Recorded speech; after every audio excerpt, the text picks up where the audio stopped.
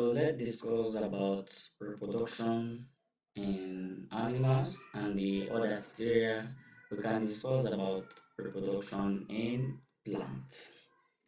So let's start with what is reproduction, which is the ability of living organisms to give rise to new individuals of their kind. What does that mean? That humans they give birth only to humans, and dogs they give birth to a dog, and cats they give rise to cats.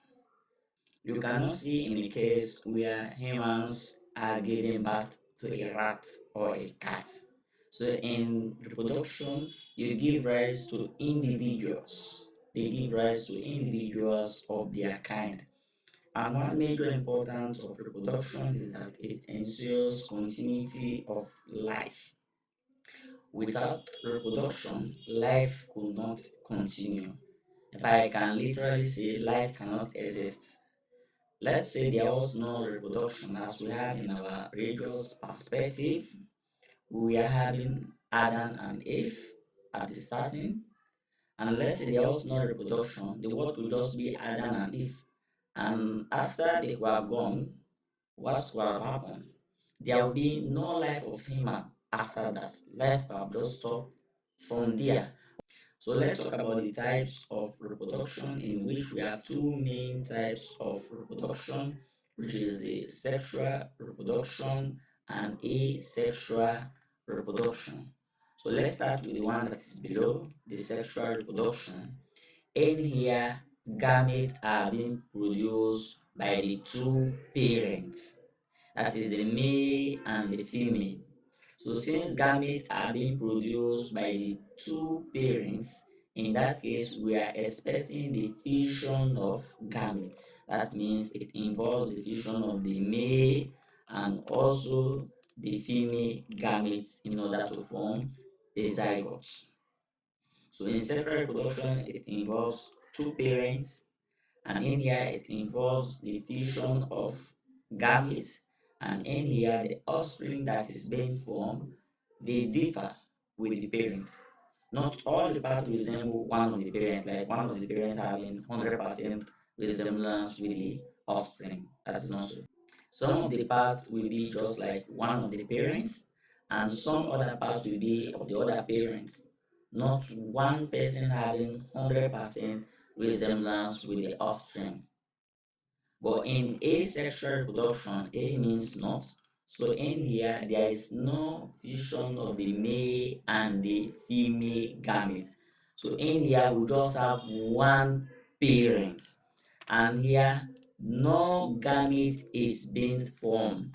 And the offspring that is being formed, we can say it is clone. What does that mean? It resembles just like the parents. They are almost exactly the same. But in sexual reproduction, it shows variation, they differ. Now let's talk about asexual reproduction. I guess we have talked about it involves only one parent, and we have talked about no gamete is being formed, and we said the offspring that is being formed it is identical to the parent. They are almost the same. And in here, the reproduction is rapid. A bacteria in a day they can produce thousands, they can produce millions of them. But in human we want to reproduce, we can take about pregnancy can take about 9 months, so it has to take a long time. And in here, many offspring are being produced. But in sexual reproduction, only few when you compare it with asexual. And we have example of animals that undergo the asexual reproduction. We have amoeba, which undergo binary fission. We have hydra, which undergo budding. We have to talk about budding later in detail. And we have rhizopods that they can reproduce by spores formation. And we have plants that they can reproduce asexually by runner, by tuber, by rhizome, and others that we have to discuss later in detail in the other tutorial when we are going to discuss about plants. So let's talk about asexual reproduction. In this case, we have to talk about animals mainly. Although we have to talk about the plants here a little bit, but we are going to have a tutorial concerning it separately. So in binary division, the bi means two. So in here it occurs in bacteria and it occurs in other living organisms like amoeba as well. When they want to reproduce, they will double their DNA, their genetic material. They will double it. So as it is being illustrated here, this is a bacteria cell that we have here in this diagram. And the something that we have here which is RAN is the genetic material that is its own DNA.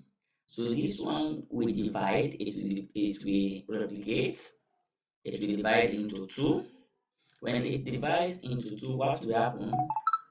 One half of it will go up, I mean two, that means one will go up and the other one will come down, and it will constrict at the middle to divide and give us two bacteria cells. In fragmentation, what will happen here? A single plant can divide into two, three, four, five, as the case may be. As we say fragmentation, that means they have to divide into fragments. Each of these fragments which they are going to divide into can give rise to new individuals of their kind. Let's say Hydra. As you have it here, you can observe it has just split into two. This one has given rise to a young hydra, and we have another young hydra that is being here. And each one of this one they grow to form an adult. Like we have here, this now is an adult, and this one also is an adult. It can be two, it can be two, it can be three, it can be four, it can be five in fragmentation. But binary, the binary is two. It just has to be two. And regeneration. In regeneration, they are just going to replace the damaged part or the missing cell or tissue or organ or the whole body. Let's say we have here in starfish, we can also have it in planarian. So as we have here in this diagram here, where I have given you this yellow color here, it represents the part that we have removed, which is at the bottom here. This is the part that we have removed, and the other part is the parents part, the original part. So what will happen?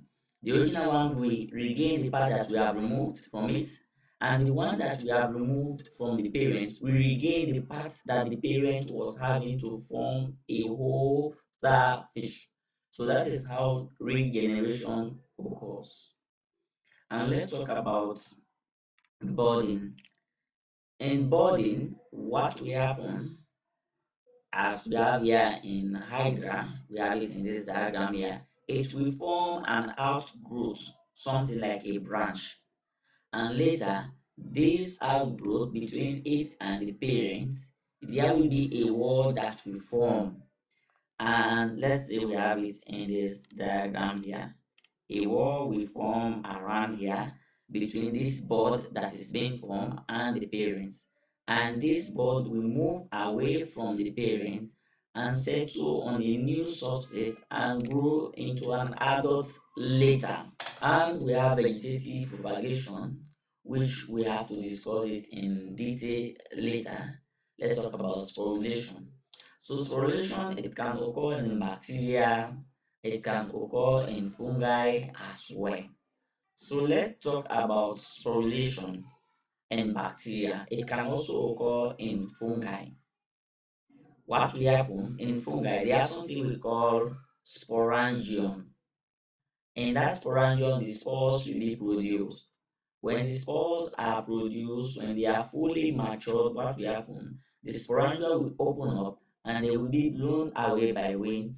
When they fall on a suitable substrate, what will happen? They will germinate.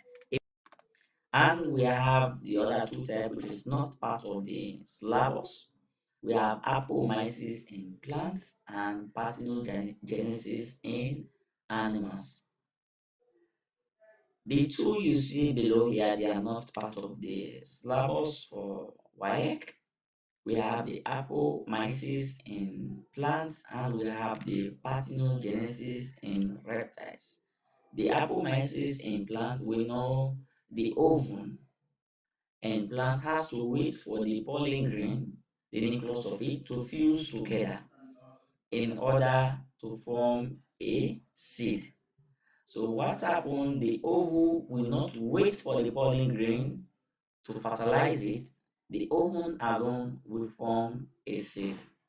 And in parthenogenesis, like it occurs in reptile, like we have here in this diagram here, the egg has to wait for the sperm cell to fuse together to form the zygote. So what will happen? The egg alone, without being fertilized, will just hatch into a new or into a tortoise. So that is what we call parthenogenesis, in which the egg of the tortoise, sometimes they just give rise to a new individual without being fertilized by the sperm cell. So let's discuss about the sexual reproduction. I guess we have discussed it a little bit in the previous slide. We said it involves two parents, and here there is a gamete formation, and since there is a gamete formation, we are expecting a fusion. That means they have to join together. Most students they misspell fusion as fission. The FI is talking about splitting. The FU is talking about joining together. So in here, since there is a fusion of gametes from both parents, what will happen? The offspring has to show variation because some parts resemble like one of them and the other part resemble like the other. And in here, reproduction is slow. So it is slower compared to asexual reproduction, like I've just explained, reproduction in bacteria and in human. In human, pregnancy can be approximately 9 months, and in bacteria, every day they are reproducing.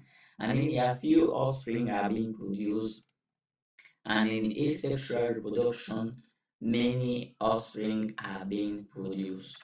So let's start with the male reproductive system, the part it has, its function. So let's start with the main part of the male reproductive system, that is the testes. Very important. So in here, it is the testes that produce what we call sperm. So the sperm is produced by what organ or by what gonad? It is produced by the testes. And within the testes, we have a tubes we call seminiferous tubes. The seminiferous tubes are the ones that are producing the sperm cell. But where are they found? They are found in the testes. And the testes also produce a hormone we call testosterone. The testosterone is responsible for the male secondary sexual characteristics, and it is also responsible for production of sperm and many things about male characteristics. Next is the epididymis, yeah, on top of the testis, yeah, you have something like this, yeah. This is the epididymis. The epididymis store the sperm after they have been produced by the testis. So it is in the epididymis that the sperm cell will mature. And we have the vas deferens. The vas deferens transport the sperm cell from the epididymis to the urethra. Look at the vas deferens here. This long tube you are seeing going like this from here. This is the vas deferens. So it has to transport the sperm from the epididymis to the urethra, not outside of the body, to the urethra, you have to know. And we have the seminal vesicles here, and we have the prostate gland. So these two that we have here, you can observe it, this is the seminal vesicle and this is the prostate gland. They produce fluids, and this fluid that they are producing, they are important for two things. One, they help in the nourishment of the sperm cell. You know, the sperm cell it is living, it needs nutrients for it to survive. So that nutrient is being provided by the fluid that is being produced by the prostate gland and the seminal vesicle. And that fluid that they produce, it is also important for neutralization of the acidic content of the vagina. The vagina is acidic in nature, and that acidity is not good for the sperm cell. It can destroy it. So what happens? The fluid that is being produced by the seminal vesicle and the prostate gland, they will neutralize it. So the sperm cell can quickly swim up before they are being killed by the acidic content of the vagina. And we have the urethra. So in May, it is the urethra that take the urine outside, and it is the urethra that take the semen outside. The semen is what the combination of the sperm cell and the fluid that it has. But in female, they have different passage for the menstrual blood, and they have different passage for urine. So where urine is coming from is not the same point where the menstrual blood will be coming from, or where the kid will be coming from, the baby I mean. And we have another very important part, the penis, that delivers the sperm into the vagina. And we have the scrotum. This scrotum is very important. It regulates the temperature of the testes. When the environment is hot, what the scrotum will do, it will move the testes. You can see it hanging down. It will move the testes away from the body so that it will not affect the normal temperature of sperm production. And in other cases where the environment is very cold, what will happen? You can see the scrotum moving inwards, very closer to the body to maintain the normal temperature of sperm production.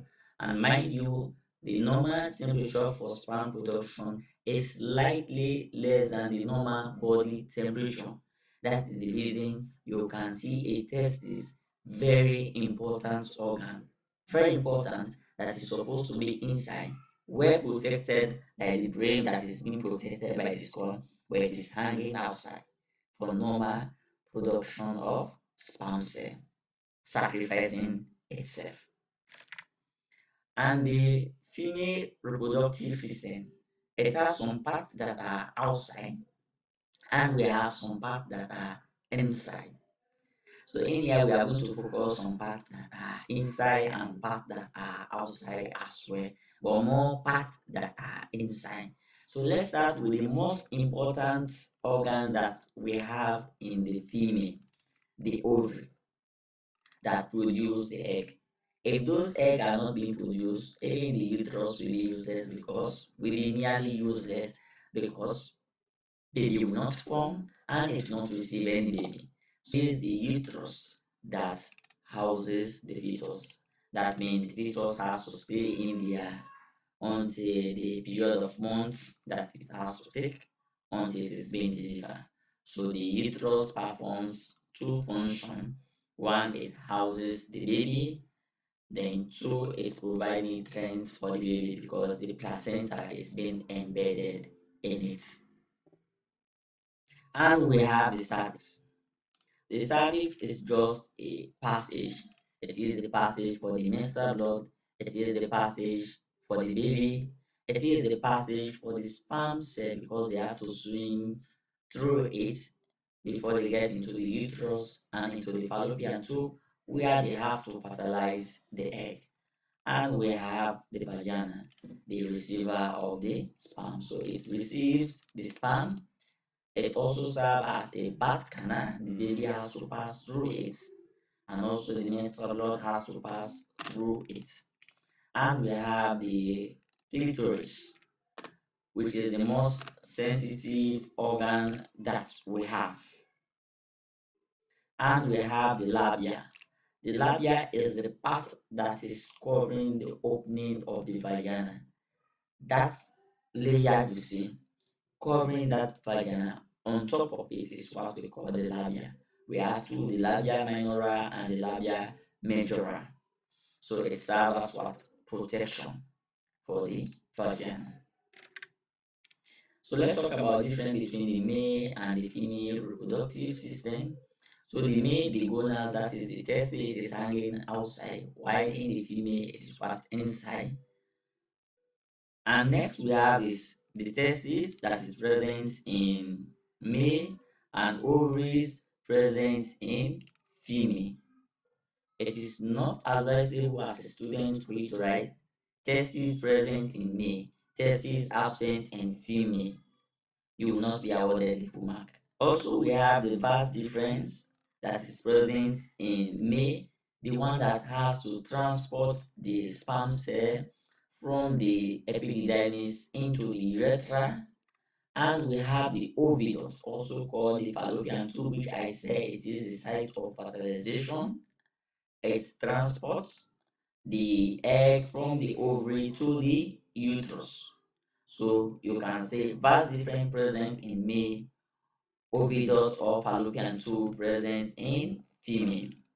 So we have the prostate gland that is present in male, and in female we have no prostate gland. That's why prostate cancer is affecting only male, not the female, because we have prostate gland that is present only in male and we don't have prostate gland in female. So in this case, the students they have the right to say absent in female. So let's talk about the structure of the sperm cell. We have to talk about its structure, its function. So in white, most often they will ask you to write about adaptation of the sperm cell, or anytime you are being asked to write about adaptation, what you have to say. You have to write the structure together with its function. That means how that structure is helping that part to carry its function. So here we are talking about adaptation of the sperm cell, how those parts are helping the sperm cell to carry out its function. Let's start with the tail. Since the sperm is going to be deposited in the vagina, and we don't have the egg in the vagina, we have it in the fallopian tube. It has to swim and go into the fallopian tube.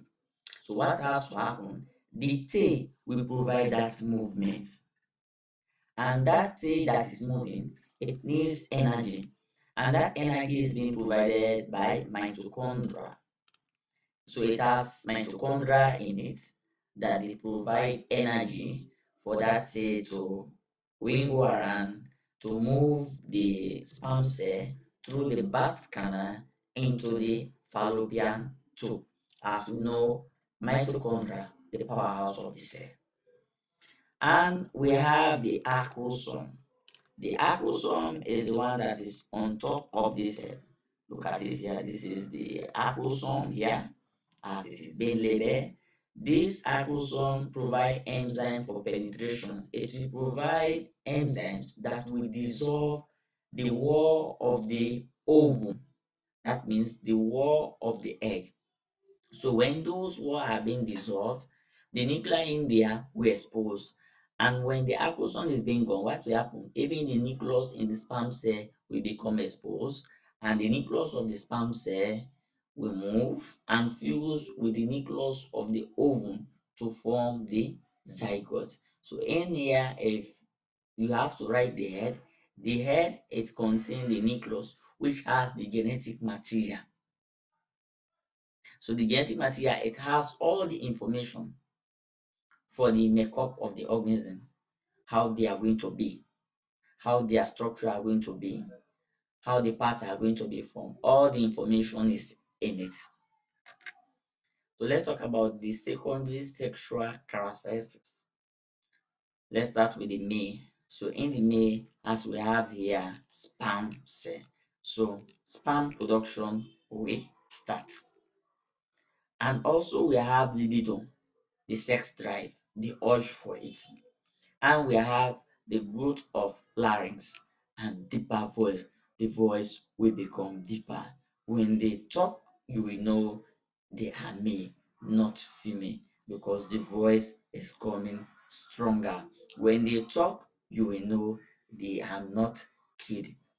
In fact, some female admire this big voice. And also we have growth of hair around the body. It can be on the chest, like we have it here pointed here. It can be around the armpit. It can be even around the genital organ that we have here, around the penis or around the testes or the scrotum. It can be around it. And also development of the muscle mass, like the muscle will become bigger. When they stand before you, you know they have that fitness as a man. They will not behave like weak because you can see the structure, well muscular, well fit, well structured. The first thing they will experience about their female secondary sex characteristics is menstruation. Menstruation will start. And we have other characteristics like we have breast development. The breast will start to become bigger in size. And we have the wider hip. The hip will become wide. Look at the hip that is being pointed here at. And we have fat deposition around the hip.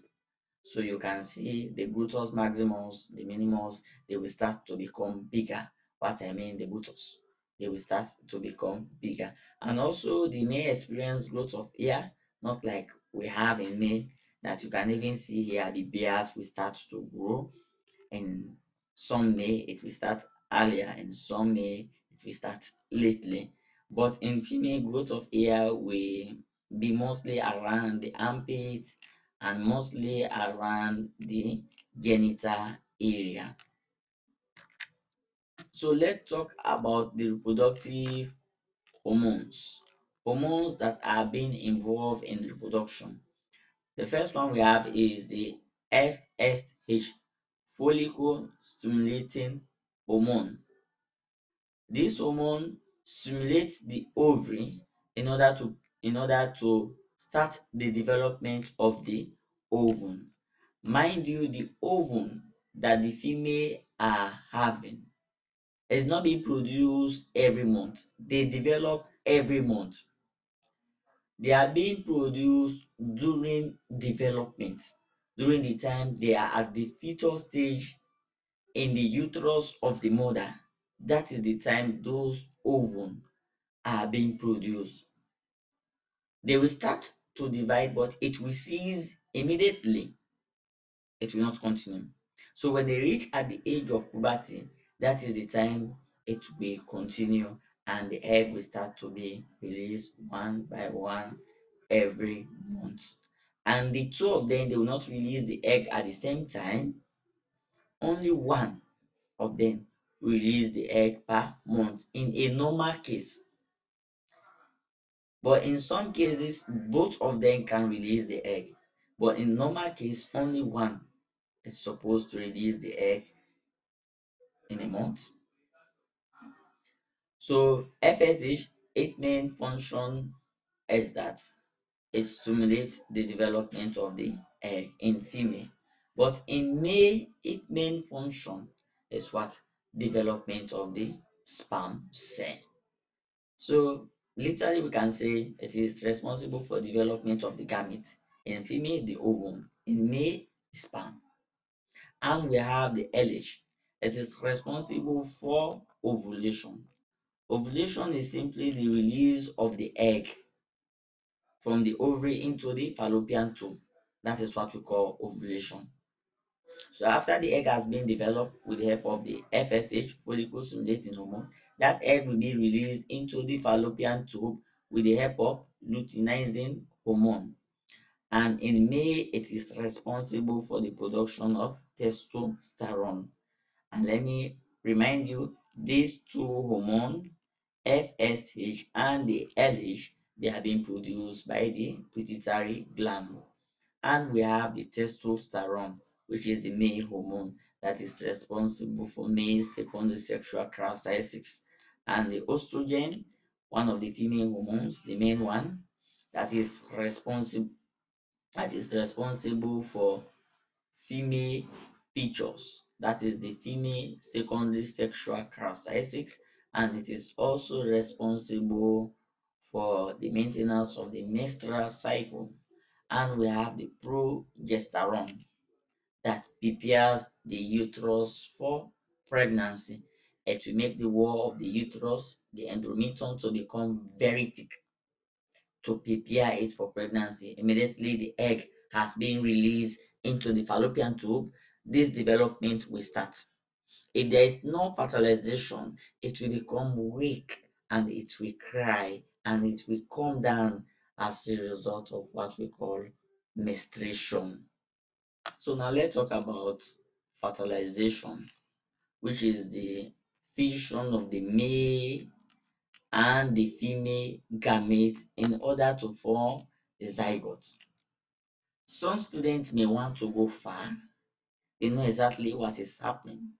They define it as the fusion of the nucleus of the male and the nucleus of the female gametes to form a zygote, because you know it is not the whole structure that are going to fuse together. It is only the nuclei of the two that are going to fuse together to form a zygote. And we have two types of fertilization. We have external. So in this case, the fission of the male and the female gamete occur outside the body of the organisms involved, not in the male, not in the female. It is occurring what? Outside. External fertilization. External mean outside. And we have internal fertilization. So in here, the fission of the male and the female gametes, it is occurring inside the body of the female, like we have in humans, like we have in fowl. So just observe here this structure here. We have here a fowl here.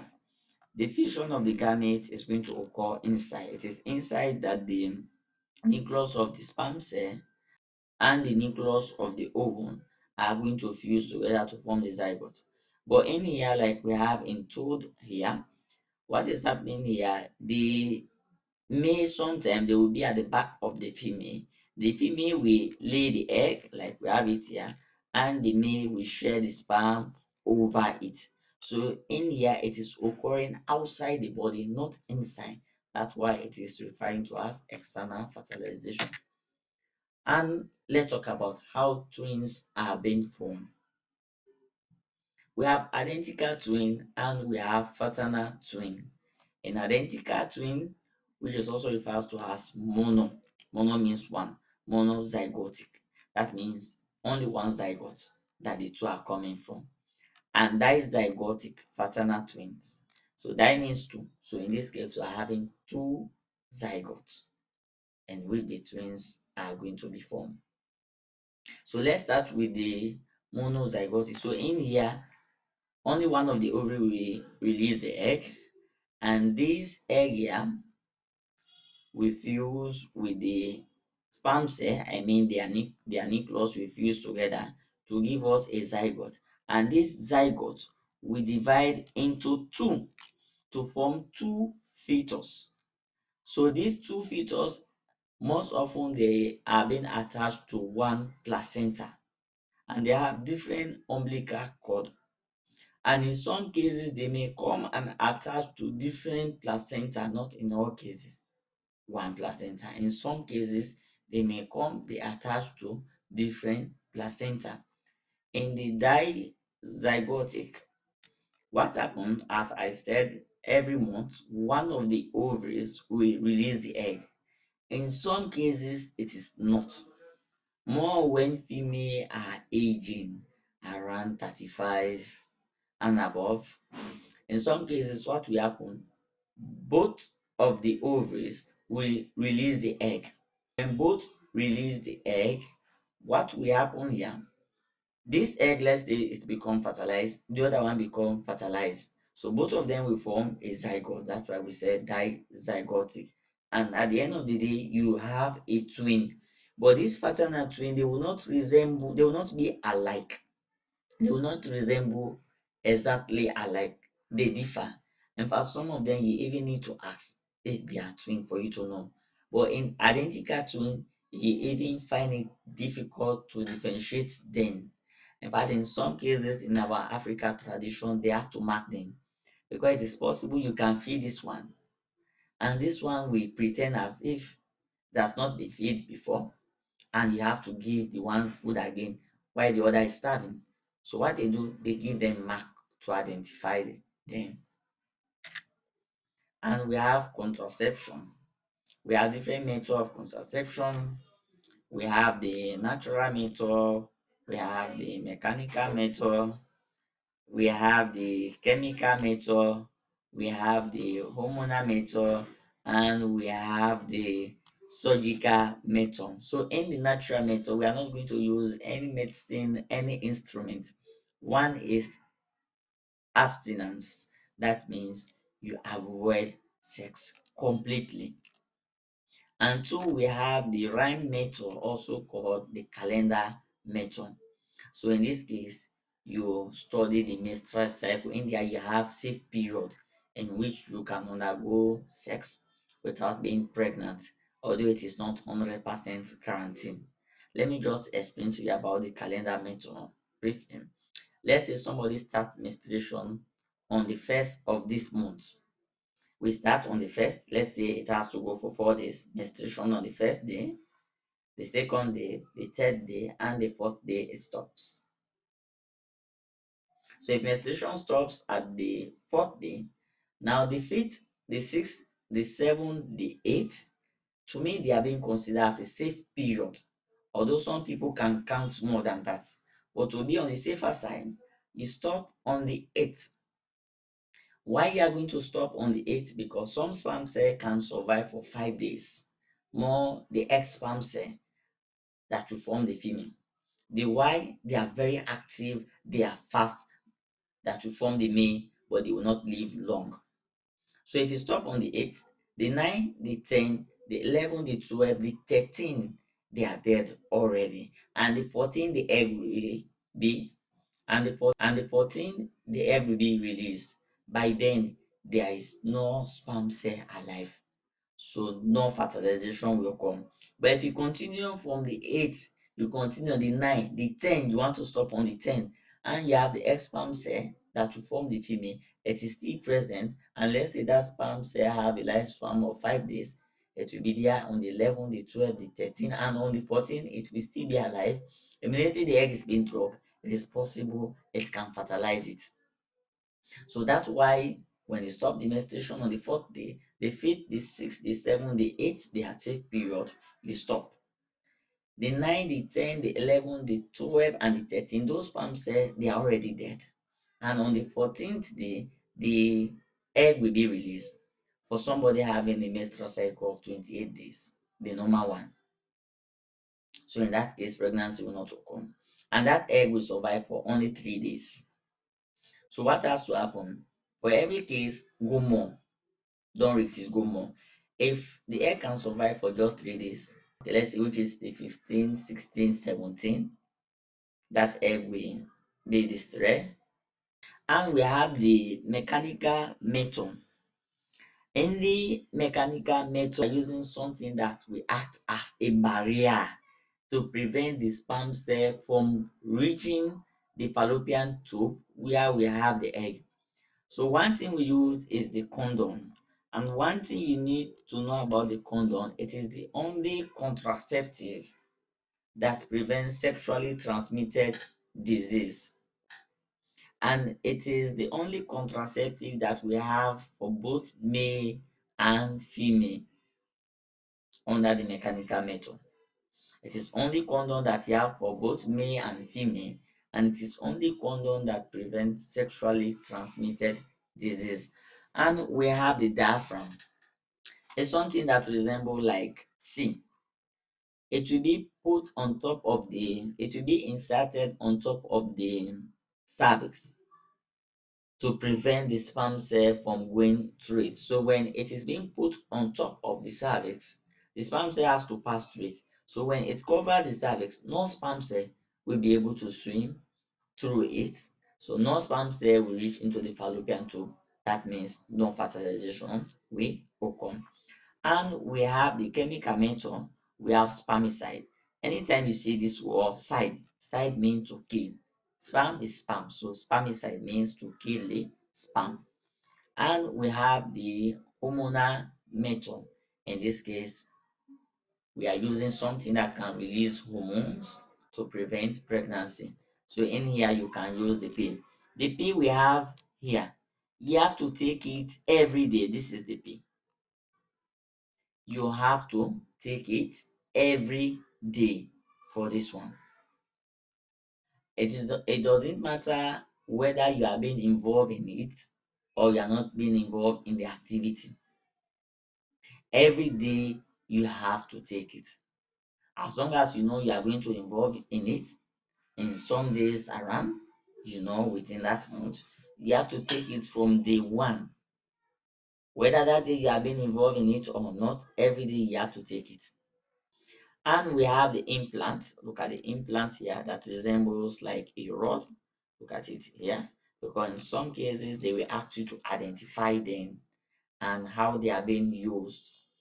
So these implants here, they are being inserted around here, most often in the female. And this implant there can be there for some months before you remove it and put another one there.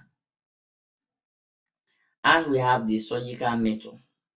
So we have the vasectomy in May, in which they have to hold and tie the vas different.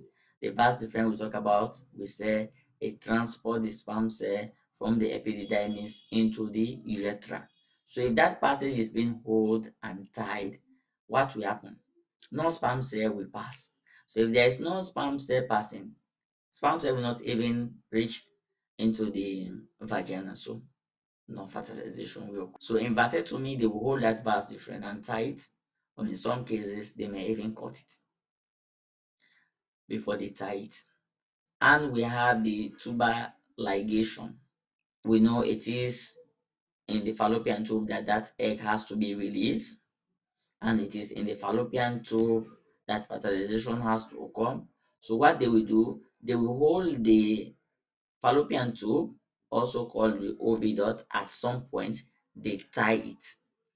When they tie it, when the sperm is coming, this sperm will not be able to pass through and reaches where the egg is because they have to tie it in front. So the sperm coming, they will be blocked by it. So now let's talk about sexually transmitted disease that can be transferred through intercourse. So we have gonorrhea. I'm going to tell you about the key sign and symptom about it. But in your words, they just ask you about their name.